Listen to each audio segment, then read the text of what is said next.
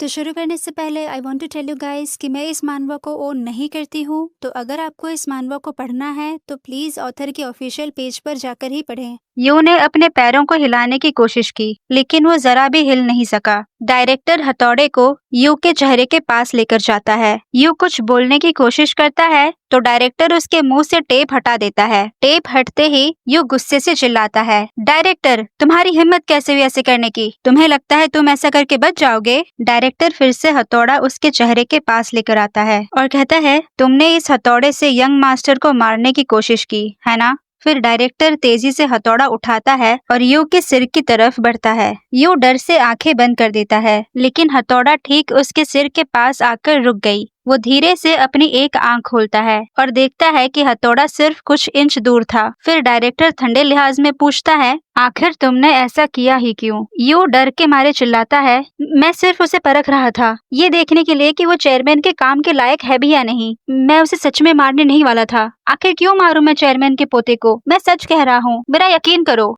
You अब और भी घबरा चुका था। मैं बैंक बुक दे दूंगा, प्लीज, बहुत हुआ, छोड़ दो मुझे। तभी दो आदमी एक बड़ा सा टैंक लेकर अंदर आते हैं। फिर डायरेक्टर यू की तरफ देखता है, तुम्हें ये करने का ऑर्डर किसने दिया था? यू कंफ्यूज होकर चिल्लाता है, ऑर्डर? किस ऑर्डर की बात कर रहे हो? मैं तो सिर्फ उसे परख रहा था, मैं सच कह रहा हूँ। डायरेक्टर पीछे खड़े दो आदमियों को इशारा करता है। इसके बाद उन दोनों ने यू के सामने एक टेबल रखी। उनमें से एक ने यू के हाथों की रस्सियां खोलनी शुरू कर दी। यू घबराकर चिल्लाता है, ये क्या कर रहे हो तुम लोग? इतने में उस आदमी ने यू का एक हाथ जबरदस्ती टेबल पर रख दिया और दूसरा आदमी यू की दूसरी कलाई कसकर पकड़ लेता है। डायरेक्टर यू को घूरता है और शांति से कहता है, प्रेसिडेंट यू, बेहतर यही होगा कि आप मुझे एक सैटिस्फाइंग जवाब दे। यू अपने आप को छुड़ाने की कोशिश करता है और घबराते हुए कहता है कि किसी ने ऑर्डर नहीं किया था मुझे। लेकिन डायरेक्टर बिना रुके जोर से हथौड़ा यू की छोटी उंगली पर मारता है।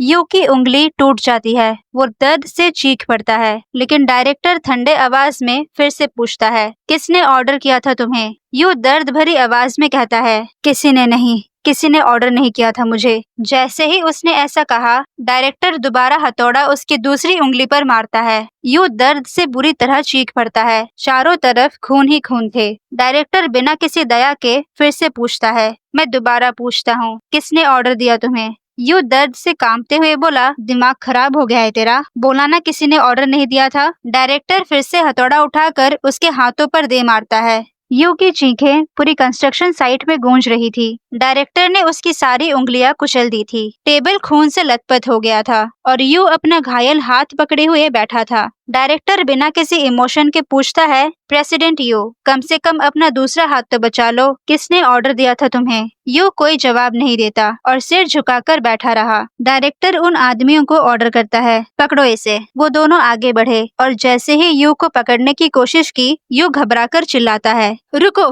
बताता हूँ। चेओन सुमन, प्रेसिडेंट चेओन सुमन ने मुझे ये ऑर्डर दिया था। एक हफ्ते पहले म्योंगडोंग के 4 बॉसेस इकट्ठा हुए थे। तभी चेओन सुमन और चेओन सुहान एंटर करते हैं। उनके एंट्री पर सभी बॉयज उन्हें झुककर सलाम करने लगे। सुमन मुस्कुराते हुए बोला, काफी वक्त हो गया सभी से मिले हुए। चारों बॉसेस खड़े हो जाते हैं और झुककर सलाम करते हैं। इसके बाद सब एक साथ बैठते हैं। तभी मिस्टर नो सवाल करता है, आपने ऐसे अचानक हम सबको एक साथ क्यों बुलाया? सुमन जवाब देता है, तुम सबने उस नए लड़के के बारे में सुना है ना, जो पापा के घर में आया है? शिन तुरंत बोलता है, आप चेयरमैन के पोते के बारे में बात कर रहे हैं, लेट मिस मिसुक के बेटे। सुमन बोलता है, सही कहा, इन दिनों वो पापा का काम डायरेक्टर से सीख रहा है। तभी सोहान हंसी उड़ाते हुए कहता है, हाँ, वो छोकरा अचानक से टपका और कहने लगा चेयरमैन के पास रहकर उनका काम सीखेगा। क्या मजाक चल रहा है? फिर सुमन कहता है, लेकिन देखो, ऐसे में कुछ रूमर्स तो फैलेंगी ही। किम होशिक तुरंत पूछता है, रूमर्स? कैसे रूमर्स? सुमन बताता है, तुम सब तो फैमिली जैसे हो। म्योंगडोंग के 4 बेस तुम्हारे हाथ में है। चेयरमैन का काम आगे जाकर तुम लोगों को ही संभालना है। ऐसे में अगर ये रूमर फैलने लगे कि अभी एक नया वारिस भी आ गया है, ये सुनकर सभी बॉसेस चुप हो जाते हैं। सुमन आगे कहता है, सच बोलूं तो हमें नहीं पता पापा और कितने दिन जिएंगे, तो हमें इस बात का ध्यान रखना होगा कि कोई रैंडम सड़क छाप लड़का आकर पापा के डिसीजन को न बदल दे। शिन सुंगिल तुरंत कहता है, प्रेसिडेंट, जरा संभाल के बात कीजिए। मिस्टर चेयरमैन अभी भी स्वस्थ है। सुमन हल्की सी मुस्कान देता है। ओह हाँ, लगता है मैंने आपके सामने कुछ गलत बोल दिया। आपके लोग तो वाकई में वफादार हैं। लेकिन मिस्टर शिन, जरा सोचिए, पापा की भलाई के लिए हमें ऐसे लोगों को हटाना पड़ेगा जो उनका सोच बिगाड़ रहा हो। कमरे में कुछ पल के लिए शांति छा जाती है। फिर होशिक डाउट करते हुए कहता है, वो चेयरमैन का पोता है तो ये फैमिली मैटर हुआ, हम बीच में दखल क्यों दे? सुमन ड्रिंक का सिप लेते हुए बोला, प्रेसिडेंट किम,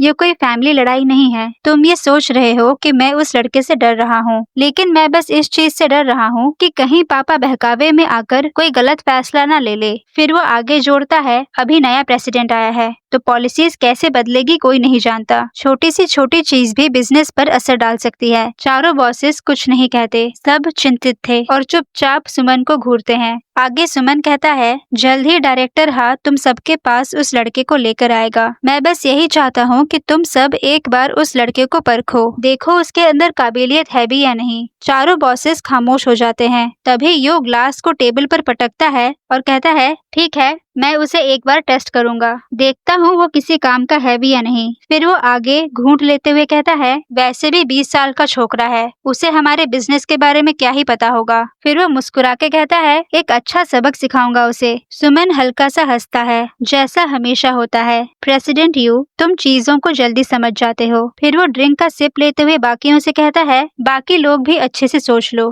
पापा का टाइम हमेशा नहीं रहने वाला। चारों बॉसेस चिंतित उसकी बात सुनते हैं, लेकिन कोई कुछ नहीं कहता। फिर सुमन एक शरारती मुस्कान के साथ कहता है, तो फिर मैं मेरे भतीजे को तुम सबके हवाले करता हूँ।